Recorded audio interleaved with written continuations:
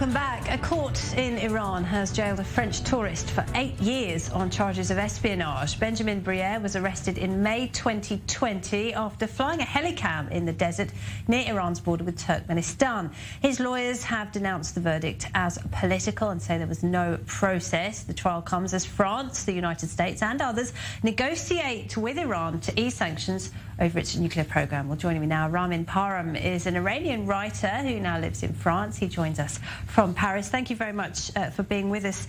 So Benjamin Briere is the latest, isn't he, in a string of Westerners who have been jailed in Iran for spying. Is this just another case of hostage diplomacy by Iran? Yes, Flora, just, let me just remind you of, within this string, let me just remind you of two cases just in the past 12, 13 years.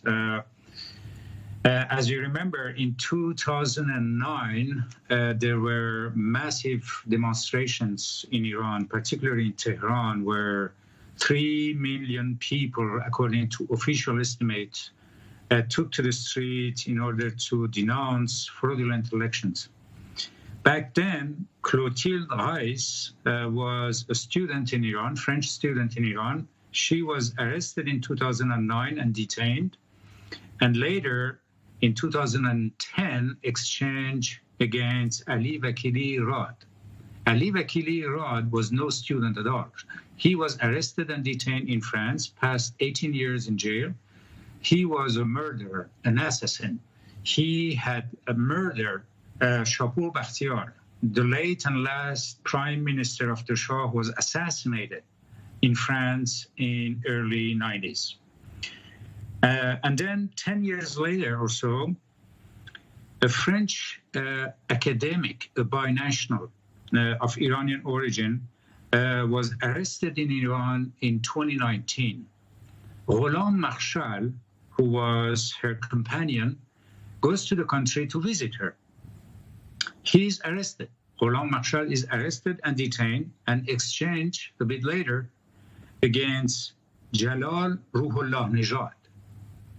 Who is Jalal Ruhollah Nejad? Ruhollah Nejad was an engineer who had violated American sanctions and who was arrested and detained in France.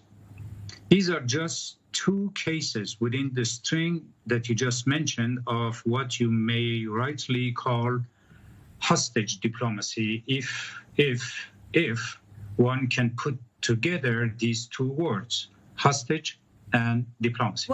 Well, obviously, because it happens as the JCPOA talks are still ongoing. Do you think that Western countries like France should say to Iran, you have to release these prisoners, you have to release these hostages, or the talks will go no further? Of course, one can expect France, and not just France, Britain and Germany, alongside France, are the 3 European countries involved in the JCPOA process of negotiations, and all 3 countries have detainees in Iran. But, of course, one can expect, one should also call for a stronger stance against this regime. But as I said, this is an abnormal regime. There is no way you can expect normal behavior from an abnormal entity. Just consider the 40-some years history of this regime.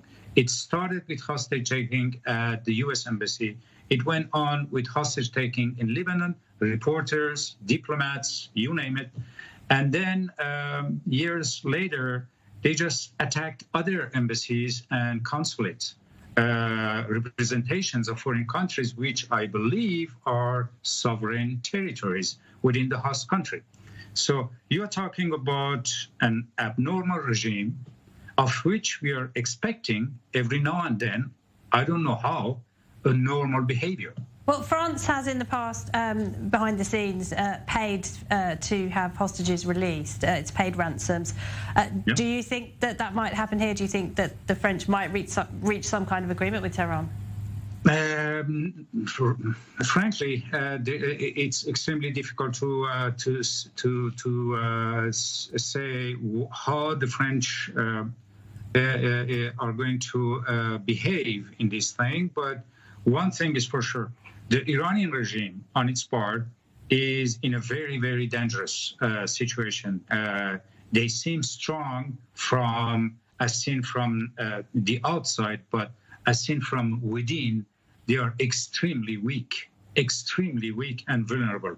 So the weaker they become, the more abnormal they may become, and the more unexpected abnormal behavior we can see from this regime. Well, they do seem to be holding the upper hand in the talks in Vienna right now. They are making a lot of demands. They won't even sit in the same room as the Americans, and they have a long list of demands that they want met. Why do you think this is, if they are, as you say, weak on the inside? They are weak inside because they are politically weak, because they are facing daily demonstrations of various segments of the population demanding for a normal life, demanding for what they rightly consider as being their due for a normal life.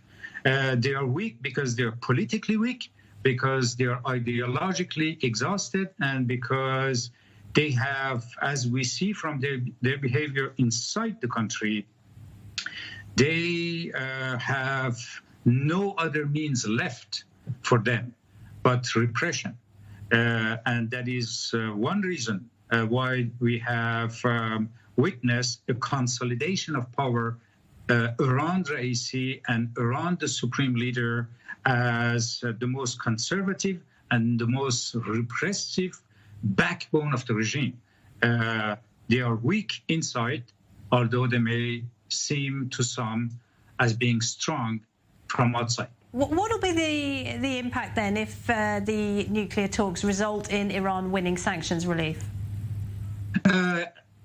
Even if they sign the JCPOA, I think one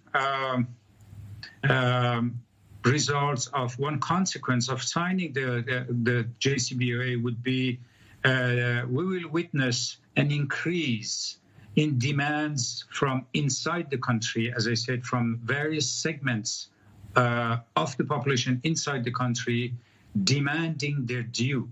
They will come to the street in an increased number, saying that now that you have signed the JCPOA, now that the sanctions are partially lifted, we want to have our share back of our own country and our own economy. So what we will witness once the JCPOA is signed is an increase of pressure from the population against the regime in order to obtain what is their right due. Ramin Parham, thank you very much. Thank you, Laura.